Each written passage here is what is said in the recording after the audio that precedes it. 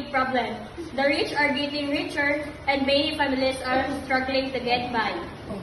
Another job said no. I've tried so many jobs but no luck. How will we pay for our home this month?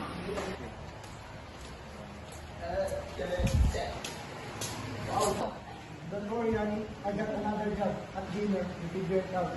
I don't know how we're doing it, Michael. It feels like we're barely keeping our heads above water. Daddy, can we go to the park today? Daddy, can we go to a park today? I want to play with you. Of course, we thought we go after I finish my work. Sophia and Michael are like many families struggling to get by. Their story shows how hard it is when the rich and poor are so different. Yes, things are going good. We are making more money than we expected. This month is going to be a record. At the top, Miss Saralyn, the boss of a big company, lives a life of luxury. She's rich, but her success comes from people like Michael who work hard. I know things are hard. Many families are struggling. I can help you find things like food, help with housing and childcare. Yes, but I can help you with that thing, so don't worry too much about that. I'm here to help you solve one of your family problems. So take it easy. Thank you, Miss Lansang. We appreciate it. We just want to give our family goodbye. You're welcome.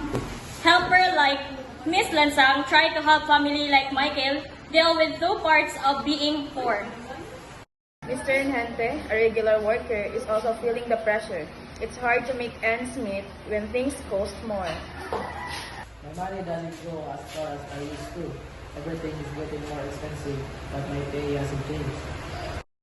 Morales and Hundes, a homeless woman, shows how bad poverty can be.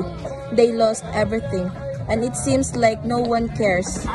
I used to have a job, a home, a family. Now, I have nothing. This city has forgotten about people like me.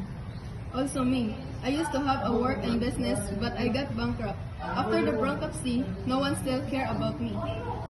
Laura, a politician, wants to make things better for everyone. She thinks everyone deserves a chance to succeed. We need to fight for a fairer world. We need to pay workers more, build homes people can afford, and make sure everyone has health care. The numbers don't lie. The rich are getting richer and the poor are getting poorer. We need to show the truth and make those in power do something. The story of rich and poor is complicated. It affects people, families, and whole communities. It makes us think about what's fair, what chances people get, and what kind of society we want. This role play is just a small part of the story of this big problem.